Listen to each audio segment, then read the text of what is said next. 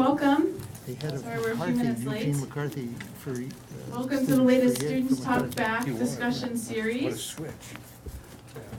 We have a very special guest today, so if you would just give me a moment to introduce our entire panel, and then we'll get right to the discussion. The focus of today's discussion is of course, Students Talk Back, from the Pentagon Papers to WikiLeaks, the government's need for secrecy and the public's right to know. So, to begin by introducing our panelists, I will start with my co-moderator this morning. Her name is Heidi Greenlaw. She is a graduate assistant here at the USC Center for Risk and Economic Analysis of Terrorist Events, also called CREATE, which is affiliated with the Department of Homeland Security. At the far end of the table, you'll find Kevin Driscoll, who is a Ph.D. student at the Annenberg School for Communication. He's also a producer and engineer of the monthly broadcast on KCHUNG 1630 AM entitled Feature Phone. Next to him, you'll find Stan Stahl, who also is a PhD, currently serves as the president of Citadel Information Group and Information Security Management Service, also served as the president of Information Systems Security Association here in Los Angeles. Formerly, he served on the White House Presidential Task Force under Reagan to recommend government strategies to better secure private sector computer and communication systems. He's also on the advisory board of the ITP program at the Viterbi School of Engineering here at USC. And finally, we have Annalise Mantz, who is the former editor-in-chief of the USC Daily Trojan, also a USC student. And to my immediate right is Daniel Ellsberg.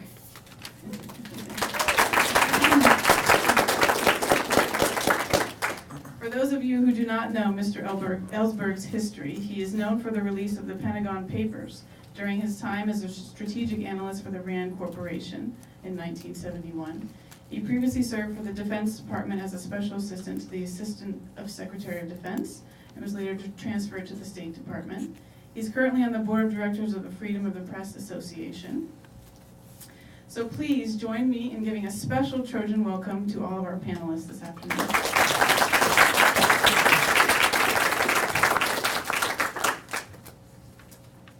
Okay, so to begin the conversation, I think we're going to draw some of the distinctions between your history, Mr. Ellsberg, and the current modern-day discussion of Edward Snowden.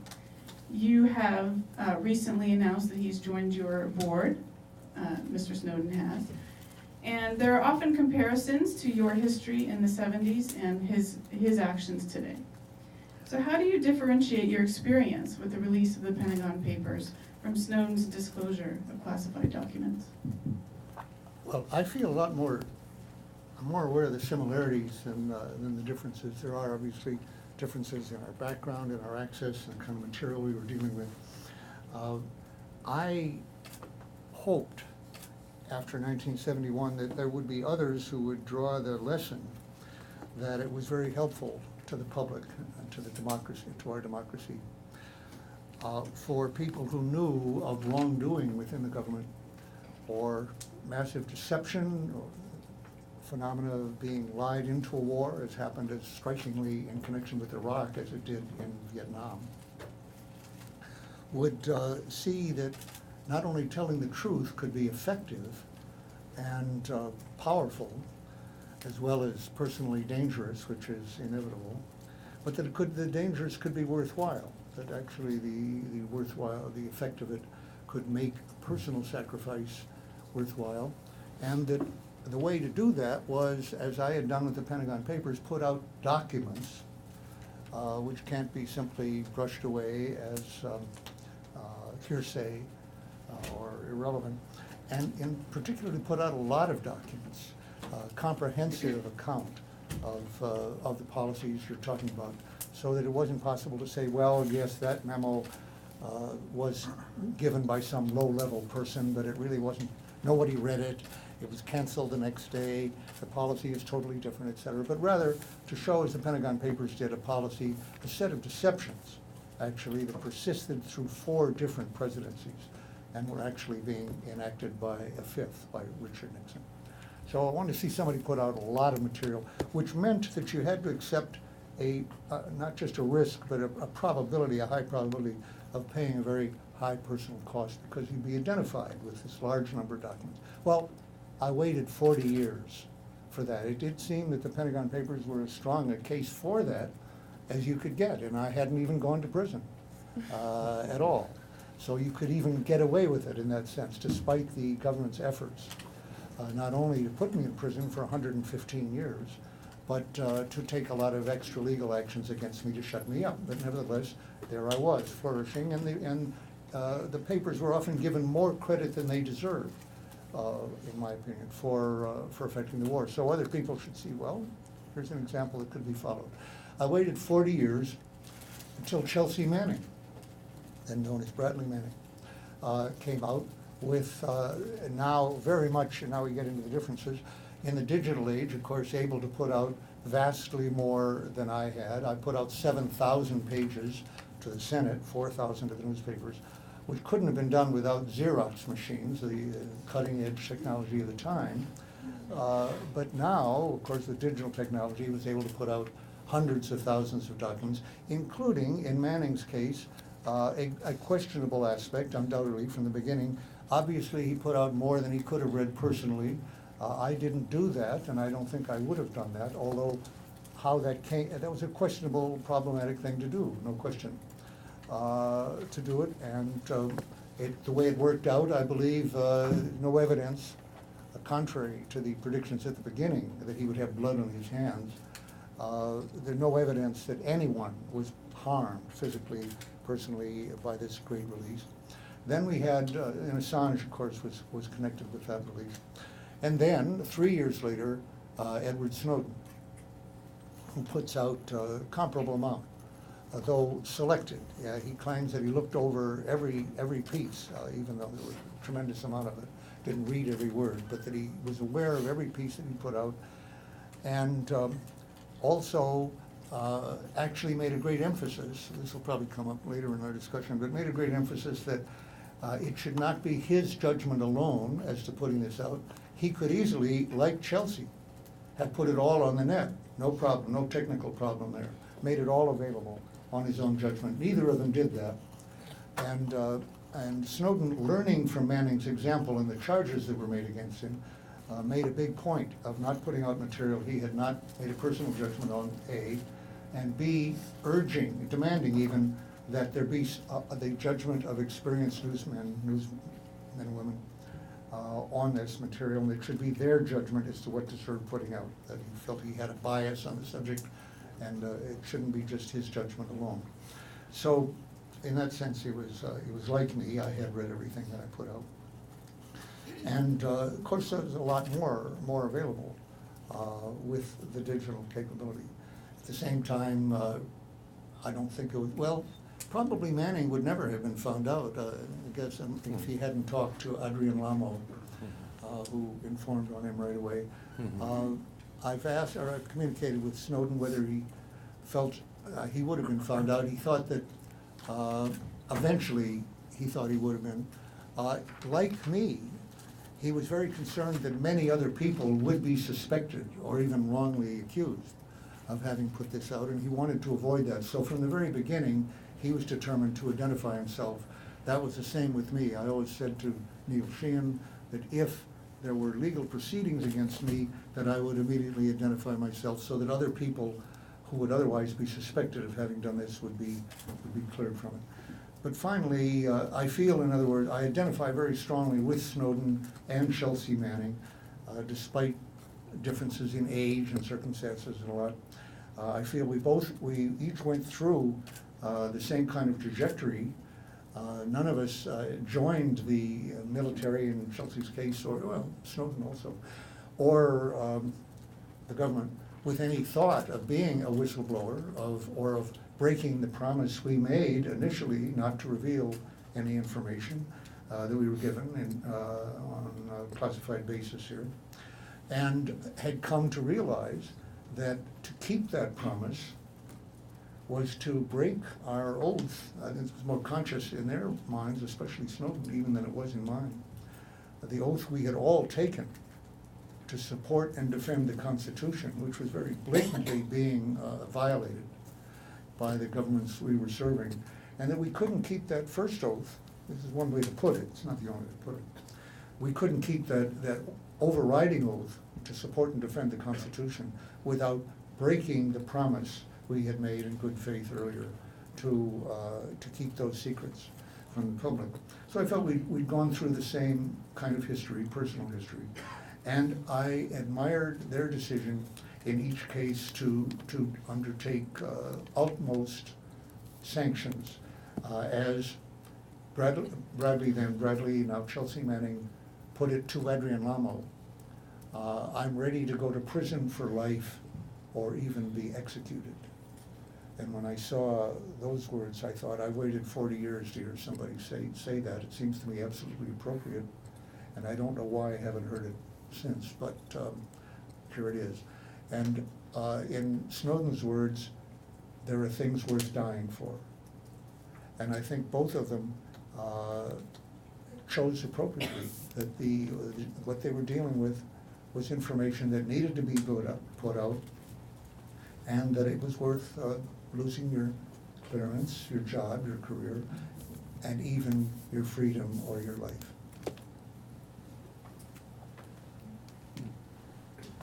Thank you, Dr. Ellsberg. Going off of what you mentioned about the change of the digital age and how that's altered things since the 1970s, the next question is for Dr. Stahl.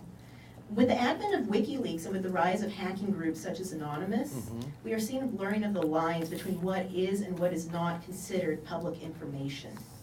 Do you think the general public understands the risks involved, if any, in making all information public? So the simple answer to that is no. I do not think the public knows. But let me expand on that. Let me first begin. I'm in the same generation almost as you. We're kind of, you can tell if it's not obvious. You weren't alive in the 60s, but there was something special that I think, in fact, we're coming back to. I'm hopeful we're coming back to after your 40-year description as you said it. I'm sitting 2 seats away from someone who should be viewed as an American hero. And as I say, you weren't living there in that period, so this is something you may not, you can't have the same feeling of having been there that I have. But we had a very, very, very strong belief in the 1960s that in fact our government was lying to us. It was also a time when it wasn't just the war in Vietnam, it was also the civil rights movement. That whole time of ferment, when in fact people were dying for the Constitution.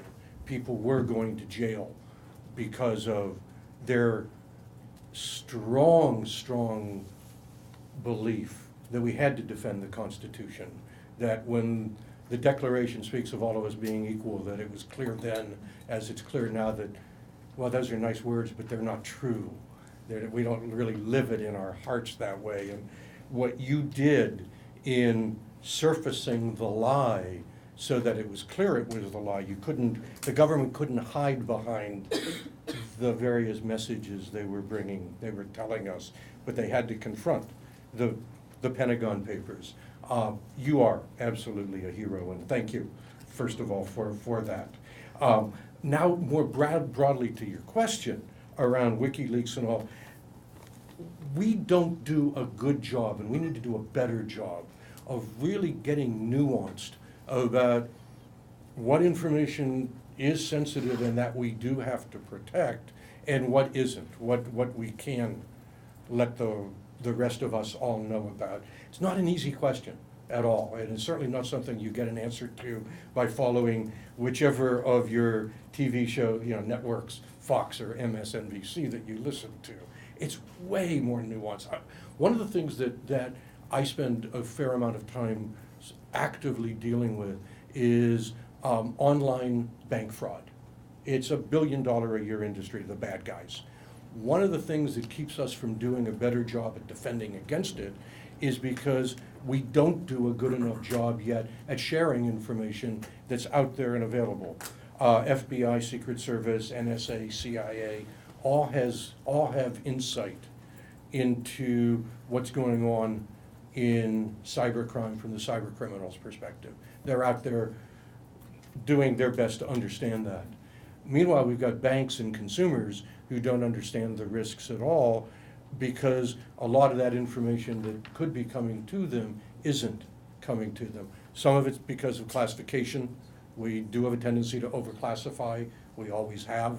It's one of the things that we, the people, have to get our heads around and simply say, sorry, we're not going to let that happen. We need controls in place. But it's not always just overclassifying. It's in part, we've got privacy laws that prohibit banks from sharing information with other banks about personal information they might have on a customer. That's personal, can't be shared. Whereas in fact, if you shared it, you might be able to stop a cybercrime from taking place. One of the things I worry about is what happens if the financial service system goes down for 3 or 4 days and we can't go to the ATM machine. We can't get gasoline because our credit cards no longer work at all. How are we going to handle that? And to what extent do we need to do a better job both of collecting and of sharing information so as to be able to succeed there? That's somewhat a rhetorical question. But then now back to all of you is your need as both citizens, but then also as professionals here, to be able to help frame the dialogue so that we do a better job of helping we, the people, the 350 million of us, understand what the stakes are. Because it's not one side or the other. It's not Snowden belongs in jail versus Snowden's a hero. It's how do we collect the information? How do we put limits on that collection? How do we get a court to approve it? And we're not going to solve that here. We're going to solve that collectively, all of us, but it means it needs to be in all of your consciousnesses. You need to take that discussion out there and make it part of the overall dialogue that we have as a country. Our next question is for the two students on the panel who collectively represent the future of communications and the future of journalism. So we all know there's been a decline in the traditional print newspaper environment and the increase or rise of the 24-hour cable news station, social media, other online news sources. Mr. Ellsberg himself has called for an era of accountability journalism. If you see yourself sitting on that editorial board 20 years from now, or running a newspaper or a blog post that is confronted with information such as the Pentagon Papers, how do you see yourself faring in that new environment, in this brave new world we live in communication and journalism? I guess I'll take a stab at that first. It's certainly not an easy question of how you would deal with getting a release of thousands of papers of classified documents, if that were the case. But I think kind of what it comes down to for me is this central principle, and one of the reasons I got into journalism, and I know that many others did as well, is the need to inform people and let our readers know what's going on. That being said, of course, I would want to make sure that I knew exactly what I was going to be publishing and was accountable for that and had the legal backing up to be able to publish something. But, as you said, we're evolving into a 24-hour news cycle. You're constantly competing with other networks, other news outlets to get the story first. So it's a very tough balance to make. But I also agree that we do need more accountability journalism. And there is a risk that if you're the first to publish a big story, you're going to do some damage or get some of your facts wrong. So there's certainly a tough balance to weigh there. Yeah, I mean, one thing I really like that Annalise pointed out is about how some of the changing kind of media technologies we use to distribute news have shifted the temporality of news. And the other piece that I would like to highlight is also how the scope and the geographic scale of news shifts. And so when we use a phrase like general public, I don't know what that includes. I don't really know the boundaries of general public. For example, we imagine citizens have certain rights and certain responsibilities, but many of our neighbors are not considered citizens in Los Angeles. So they are also subject to implications from some of the materials that are released. And in the case of Chelsea Manning, I think she imagined a global audience for her documents that she released. And not everybody in that public shares the same rights and the same access to structures of participatory democracy as other folks do. And when we publish our news online, we also publish to a potentially global audience. And as people who tend to write in the English language, we even have a broader possible audience than people who are potentially impacted by some of the news that is being written about. And so negotiating between those changes temporally and spatially, it seems like we've almost taken the whistleblower and broken it into parts, where there is the person who creates this data, this like collection of documents, and then there's a different set of people who have to figure out what is the story here, or what are the possible stories here, and how do we structure them, and how do we release them in a way.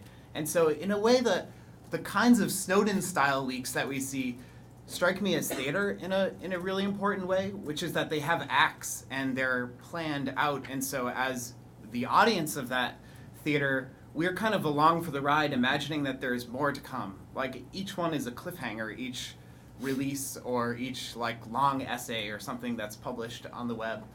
And so it's a really interesting question in terms of how it shifts the ethics of journalism into like a global space, that the journalist's ethical commitment is to a public that's so much larger than the people that walk by the newsstand or something. Thank you. Yeah. Going off of that point that we're now a global audience and the ethics have shifted, Dr. Ellsberg, protection of the individual who reveals the private information is also a big part of the discussion of making information more public. If a new era of more public release of classified information continues, do you think the entities like WikiLeaks will make all information possible, all public information possibly available, or would there be considerations given to the potential ramifications for individuals involved and sources involved? Well, I think that, I know rather, that Snowden took advantage and learned from the examples of the people who went before him, and specifically, in particular, looking at Chelsea Manning, but also the NSA officials who had tried to get the same information out that he was putting out, Snowden was putting out, through channels, and had been totally blocked by that. They had gone through all the approaches that the president spoke of that Snowden should have done, going to the Inspector General of NSA and even the Inspector General also of the Defense Department, for which NSA works. They'd gone to congressional committees in closed sessions, not the committee but the staff. The committee never called them. And they had spoken to their superiors and so forth. And all of this was not only bottled up and achieved no change and no information to the public, but it led in every case to their being suspected of something they should have done in retrospect but didn't do, of going to the New York Times with the information and possibly with documents. And as suspects in that, each one of them was subject to FBI raids, first thing in the morning, confiscation of all their computers and thumb drives, everything else, all their electronic data, a lot of which they've never gotten back. So Snowden saw, on the one hand, he had to be out of the country if he was going to, and had to get it to the newspapers. From Manning, he realized that he wanted to be free of the charge that he was not aware of what he was putting out, that he was putting out stuff that he hadn't read personally. Manning, by the way, was much more discriminating than he was ever given credit for. He could have put out enormously more than he actually did. And specifically, he had access not only to top secret, but to higher than top secret compartmented information, none of which he put out. And he had made it a judgment that what he was putting out, which was only, quote, secret, not even limited distribution or no distribution, that it probably had nothing of danger in it for people. And that may have been mistaken to some extent, although, as I say in retrospect, nobody seems to have been harmed, so it wasn't as dangerous to people as people thought. However, there were names in it of people who had been confidential informants, the government, some of them political dissidents. And he did not put it on the web immediately, but I'll say that Snowden did what he learned, what he realized Manning could well have done or should have done, and that is to demand, to the extent he could, that the newspapers themselves make a judgment of every word they put out. And he did not object, for example, to doing what the Washington Post did and the other newspapers have done, which is go to the Defense Department, the NSA, and show them what they were putting out and entertain their objections to it. that to some extent happened with WikiLeaks, but not with all of it. I think that when WikiLeaks chose, this is not WikiLeaks now, not Manning, but Julian Assange, chose in the first batch of large-scale material that went out, the Afghan war logs, to put them all out at once, thus including stuff that neither Assange had read, in some cases, nor Manning, and in which there were names that probably would have been better not to have out. That was a mistake. They shouldn't have done that. Assange got that criticism, and he changed as a result right away. And when the next batch was put out, in which I was at the press conference where we put them out, the Iraq war logs, he relied only on the judgment of the newspapers to put out what they felt was newsworthy. He put on his website, with only a couple of exceptions, material that the newspapers had chosen to put out, and I think that was the right way to do it.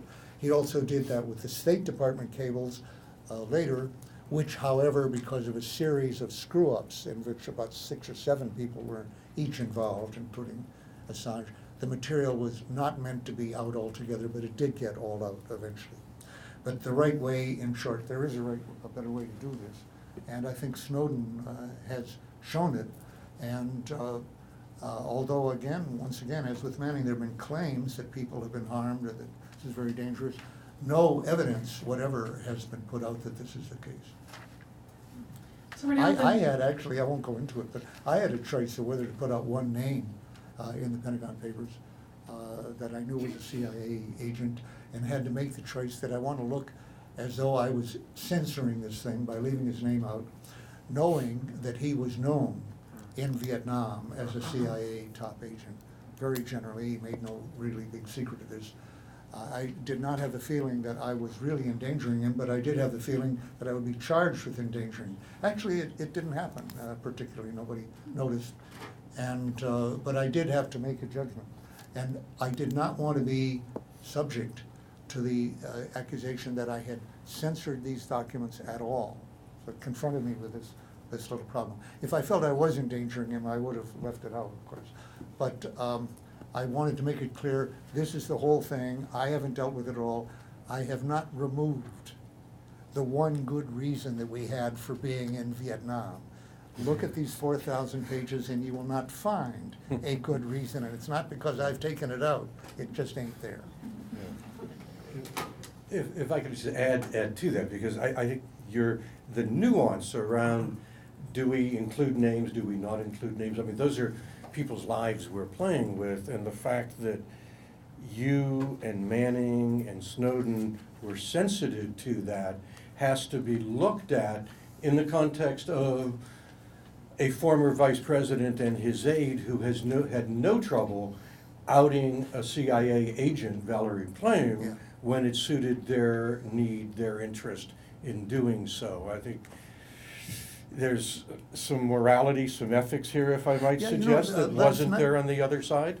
Last night, Jesselyn Radak, who was a whistleblower herself, and who has been defending whistleblowers, including Snowden and Manning and Tom Drake, made a distinction between leakers and whistleblowers, which you don't usually hear made. Whistleblowing, assuming it's national security whistleblowing, is usually leaking. It's unauthorized disclosure, which is a synonym for the official network for leaking.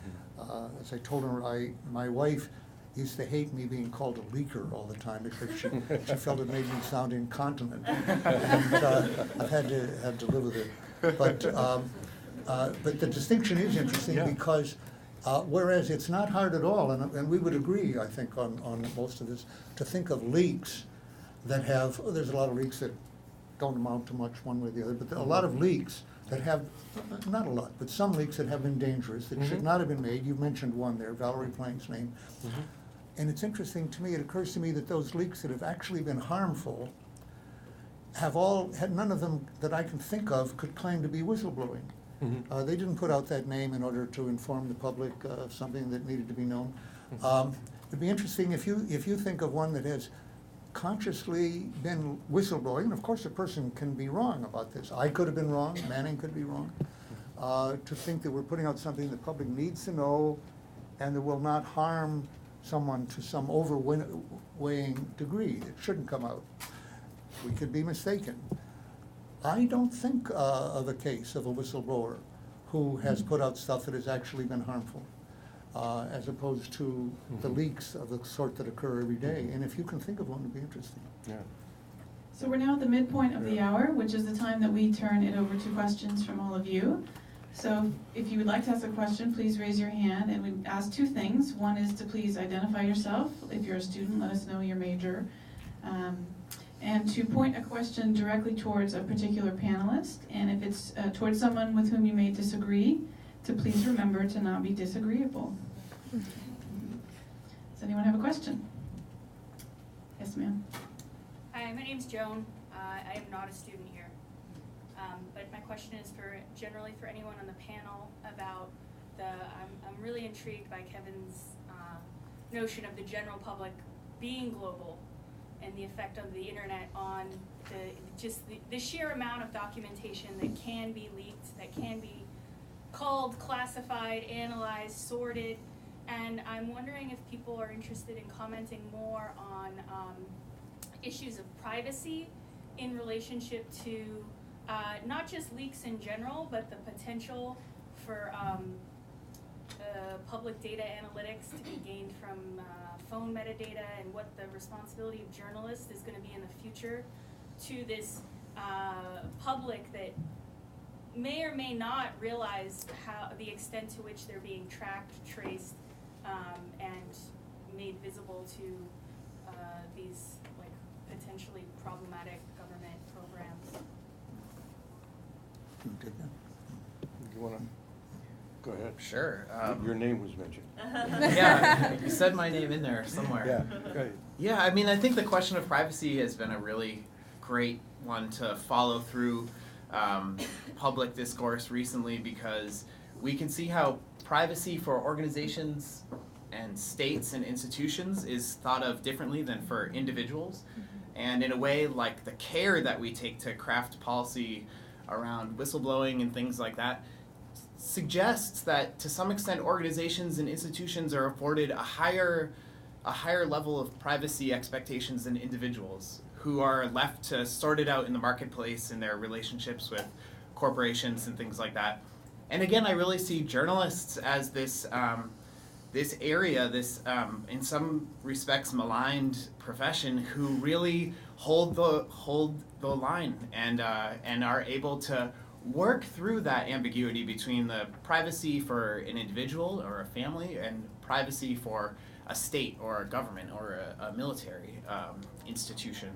So getting to your question about phone records and metadata, those are the stories that bridge the two, in a sense, where we see governments asserting a right to collect information and hold it in private, and in violation of the individual's privacy to make phone calls and be mobile through their community without having their movements tracked. And I mean, going off that, what you said about being a journalist's responsibility is something I definitely see coming more and more of an issue in the profession, and even something I've noticed about what you said, where corporations and governments, it seems, often do have more laws protecting them from data breaches and things of that nature. It's a very interesting question for journalism, because if you actually look at the news recently, we don't see a lot of coverage of, oh, this is what kind of data is available about your personal life, or who you call, or this is how you can get it. There's really kind of a lack of understanding for that in the news right now, and I think it'll be interesting to see if we become more aware of that as a general public or as journalists even. Well, at the same time, I mean, yes, you're right. B, the opportunity is there, the information. Now that we know about the collection of metadata, which, okay, before Snowden we didn't know about it, so there was not the ability to go study it and look at it and analyze it.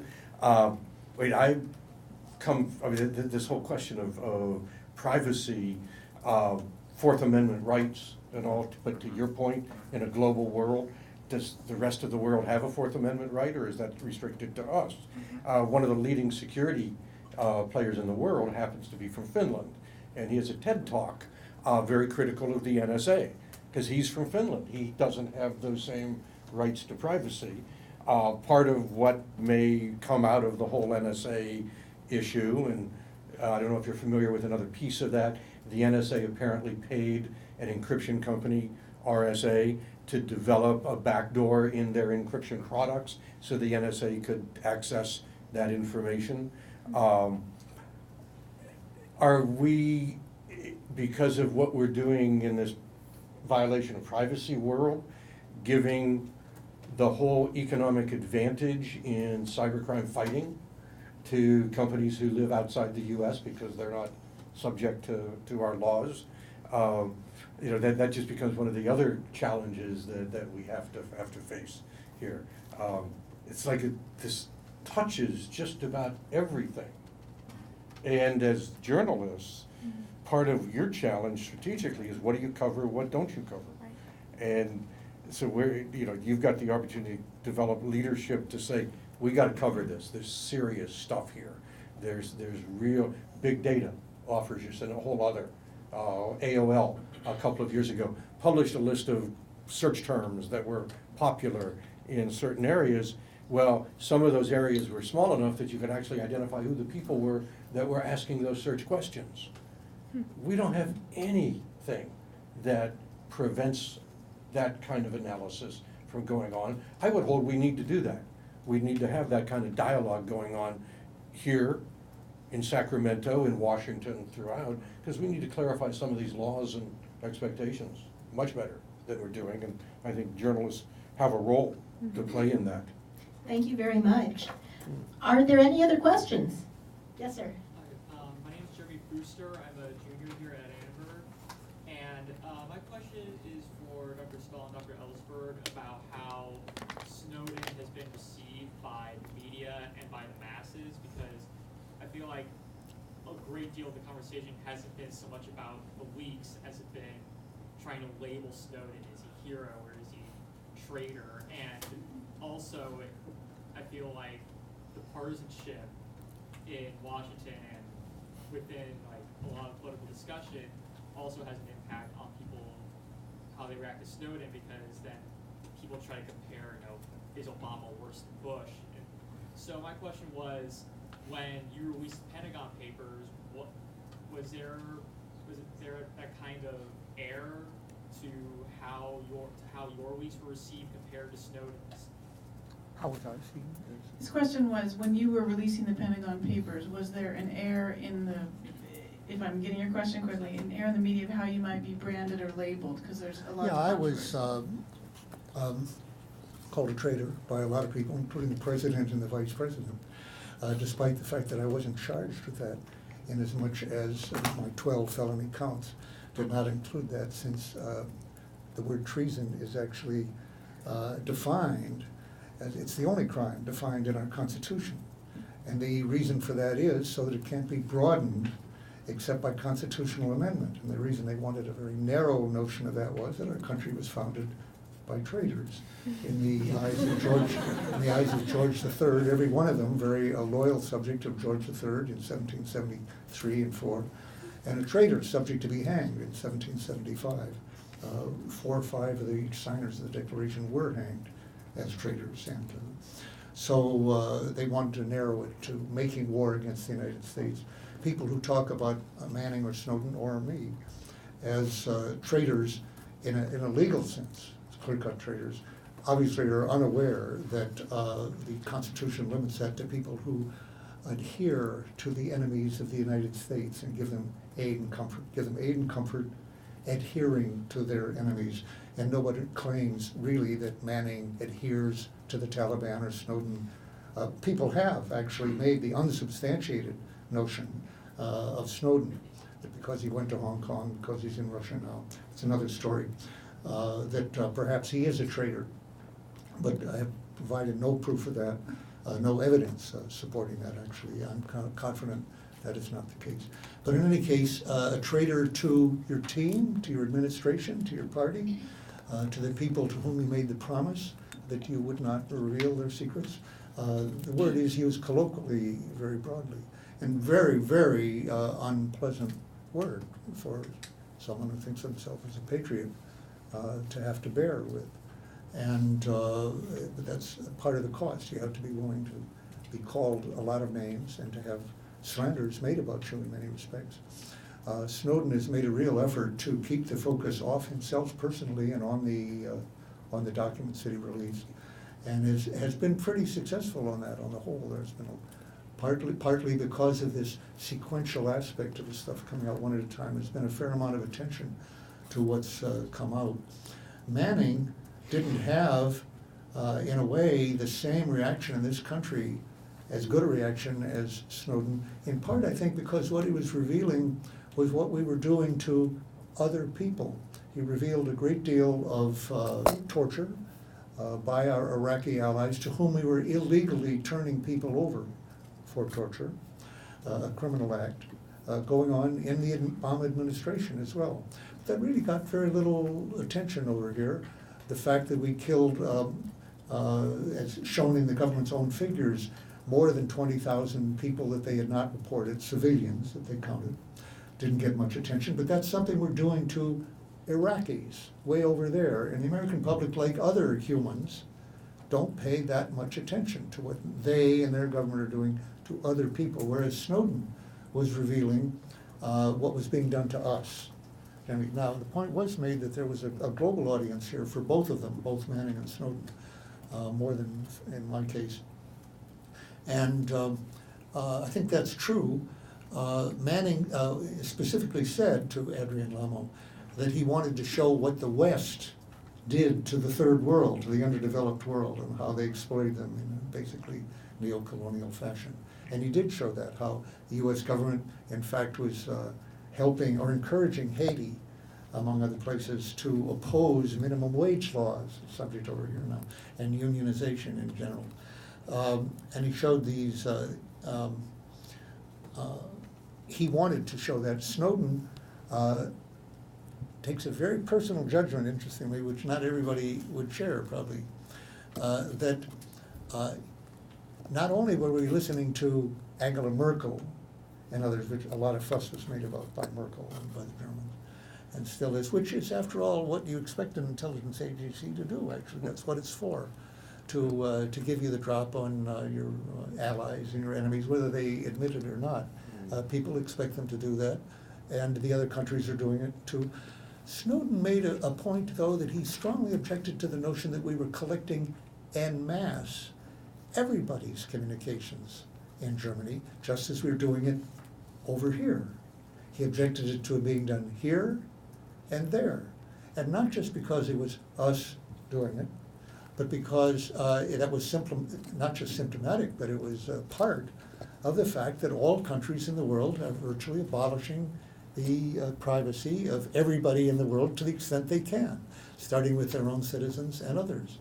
And he felt this was something that should be brought to the attention of the world as a problem that needed to be dealt with, just as, to name a problem to which we're paying lip service but is not getting the attention, climate is a problem, is a fact of life now. The approaches toward climate change is of the utmost urgency, affecting everyone in the world.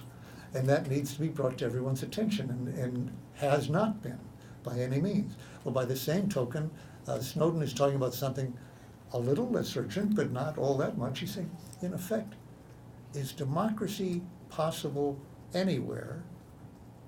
And it only even pretends to exist in a minority of the world, part of the world, but can it expand, can it maintain, when the executive branch of the government knows all the private communications of everybody, which means including not only the people who give all the 18-year-olds, the 16-year-olds, who give all their information to Facebook and Amazon and Google and don't worry about it, but they feel, what do I have to hide? And I'm not hiding anything.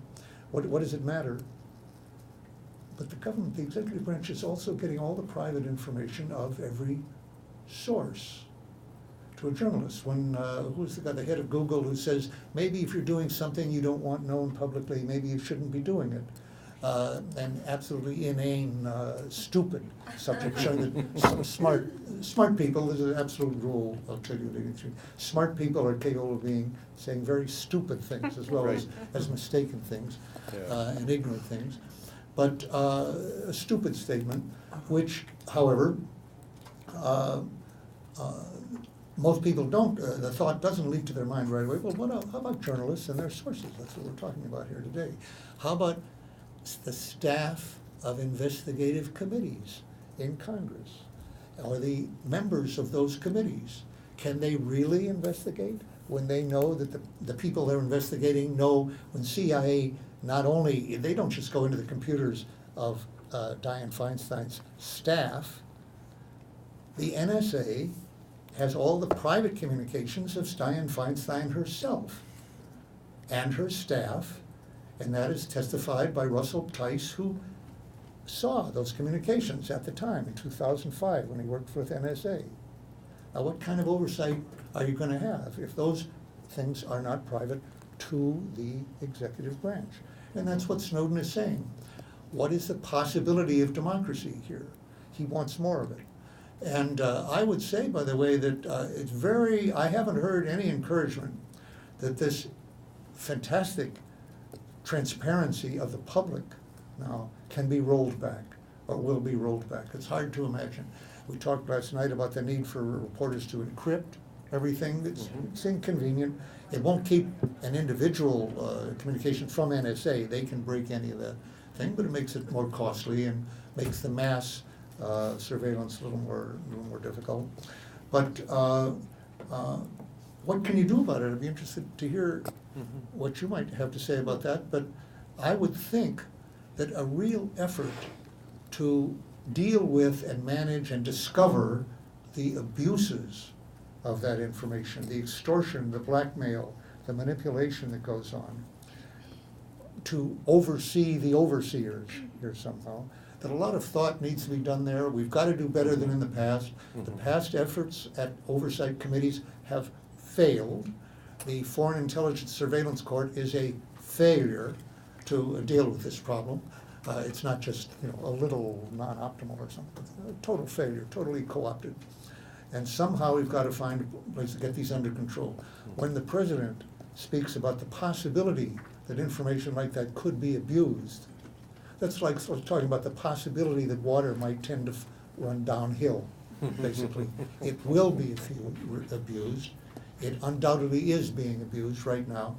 A book called The Burglary, based on the theft of thousands of pages of FBI documents in 1971 in Media, Pennsylvania, shows how J. Edgar Hoover was abusing very, very seriously the information that he had available then in the FBI. And that's undoubtedly going on now. So we need to figure out ways of dealing with how this information is dealt with and discovering it if we are to have democracy. Otherwise, I'm afraid democracy could be in its terminal phase right now. Thank you, Dr. Ellsberg. Yeah, very. Well, just if I might just pick up on that whole issue of, if you will, the who watches the watchers. Clearly, what you say about the court being co-opted is absolutely true. We both are in that era. I remember Richard Nixon's enemies list. If you were on it, good luck. You were subject to tax audits and things like this. It seems that if you go back to the preamble to the Constitution and the clause at the end of it, to secure the blessings of liberty for ourselves and our posterity, we've got to now look at that sentence anew in the context of the information age, this new world we live in. We properly say to the NSA, we want you to protect us. There is a security issue there. They're going to, because they're human, do what they think they can to help, but what you can do and what you should do are two different things. What you can do doesn't have an ethical, a moral tone to it. What you should do is all about ethics and morality. We need the discussion. It's not that, oh, this is okay, but this isn't. because tomorrow something in between those two places is going to show up, and the answers we had a day or two or a week ago are no longer appropriate. The dialogue's got to go on continuously. You as a journalist, you in political science, have to keep that dialogue going, because left to its own devices, the executive branch will do what executive branches do and have done for 200 years. And what George III did before, which is why we threw him out in the first place. Thank you very much. At this time, we have time for one more question. Hi, my name is Kim Peter. I'm a master's degree student at the High School of Public Policy. And in part of our program, we take administrative law class as well as public ethics. So my question is for mostly the two senior of the table. What needs to change in the system for government employees to speak out? I'm just tickled pink by this conversation, and I just really want to be as publicly ethical as possible in government, and it's just really impossible to do. And I'm just wondering what needs to change in the system to make a better government and to make it a more transparent government for the people. I'd like to see it brought to the, I haven't addressed that particular question and answer before. It's very interesting. One thing that comes to my mind immediately is I would like government employees and members of Congress, all people who take the oath to the Constitution, to be brought to their attention that there is some substance to that oath, which is to defend and support the Constitution. Defend and support the Constitution against all enemies, foreign and domestic. What could that mean? I think it's done totally pro forma, and people don't give it any sense. Now, what does it mean to violate the Constitution, basically? And the one factor being Article 1, Section 8, which gives the power of war and peace, basically, to the Congress. A wonderful invention by our founders. I think it was unprecedented, as far as I know, to put that power exclusively in the hands of the Parliament, of the Congress, not of one individual. Well, we've totally gotten away with that, gotten away from that. It's one I'd like to see them go back to. And some put it in their head even more generally, that in taking that oath, and as officials of the government or as members of Congress, they have loyalties that go beyond their loyalty to their team, their immediate boss who hired them, the immediate agency that hired them, that when those groups or superiors are clearly doing something blatantly wrong, that their highest loyalty is not to that person or to that team or to that party. There used to be a government code of ethics, a federal code of ethics. I actually saw it. I was visiting my friend Randy Keeler at La Tuna Prison in Arizona, and I saw it on the wall, Federal Code of Ethics. I'd never seen it before, although at the bottom it says this is to be displayed in every federal office. And I had never seen it. Actually, I'd started copying the Pentagon Papers at that time. And the first provision of it was that every government employee should be aware that their highest loyalty is to the country and to the highest moral standards, above loyalty to agency, party, or individual. Now, I thought that's the reverse of what we've all understood. Higher than our loyalty to our service, to our superior. There's something higher than that. It's the actual reverse.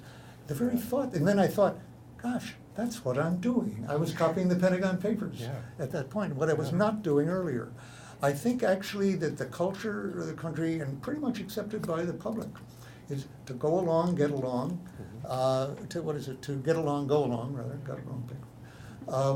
That you're superior in any line of work, in the government, whatever, that the worst crime you can commit is to wash that dirty linen in public and so forth. And I would love to see that code of ethics actually in every office and people made to reflect on specific examples of it. Yeah, and I'll agree. This whole focus on the higher good, if you will. I mean, we find ourselves in the culture wars that the higher good is often defined in terms of this religion or that religion or no religion. But in fact, higher good is what, if you look at the ideals of America, if you look at we the people, what that truly means, that this is my responsibility and your responsibility. It's not in Washington. I mean, just look at Citizens United and the recent Supreme Court case on funding of political campaigns. Look at this whole circling the wagon mentality that we find in the White House. The fact that it's very unusual that Dianne Feinstein actually, said something that critical of an agency of government. We have this tendency to use your phrase, defend and protect, not the Constitution, but the particular loyalty where we're at.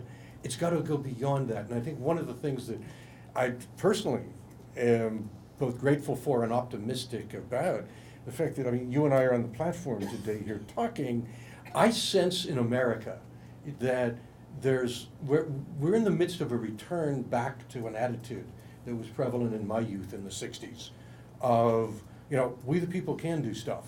We the people are in charge. We are taking our government back. We have to. We got to do it wisely. We got to do it smart.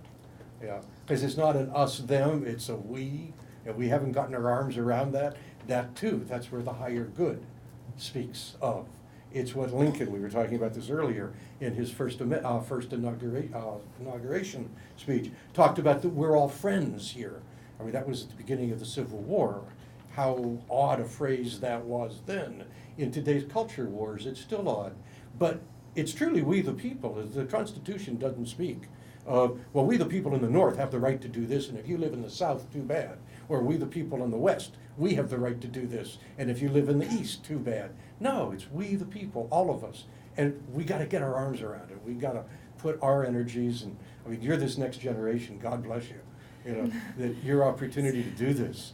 But that's the next phase in the success of this experiment in democracy. Can we keep it? This government of the people, by the people, and for the people. Is that anything more than just a bunch of platitudes? I think it is more than that. I think it has to be more than that, or we, as a world, we already know we're going to be in trouble with climate change. We've got to get our arms around this as a unit, as a unity. Well, I hate to wrap this up. I think we all could be here for the rest of the afternoon going over some of these topics, but I'd like to thank our panelists and my co-moderators, beginning with Heidi Greenlaw.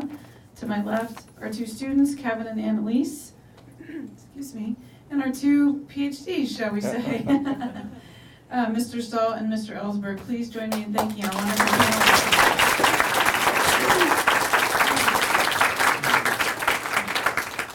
I'll just end on a few announcements. Our next and actually final Students Talk Back discussion will take place on Wednesday, April 23rd. Will be a discussion on the new top 2 primary system here in California. Some are calling it the so-called jungle primary. Will take place in the forum up on the 4th floor of this building. Will be held at noon with food served at 11:30. Next Wednesday, April 16th, we will hold our final California Politics Roundtable discussion. How to get elected, the ins and outs of campaigning successfully in California. That's in Mudd Hall, room Philosophy, room 102. The discussion will be guided by our 2 legislators in residence, Anthony Portantino, and actually not Tony Strickland for this particular one, but his wife, who is also an elected official, Audra Strickland, will join that discussion. It begins at 7:30 with free food served at 7:15. And then finally, if any of you are still interested in a summer internship, we have our summer scholarship awards application due today at 5 p.m. Please send the materials to Luca Servodio in our office. And finally, our Young Women's Political and Civic Engagement Conference is taking place on Saturday, April 26th, looking for bright, politically active high school young women. So once again, join me in thanking our panelists, and thanks for being here today.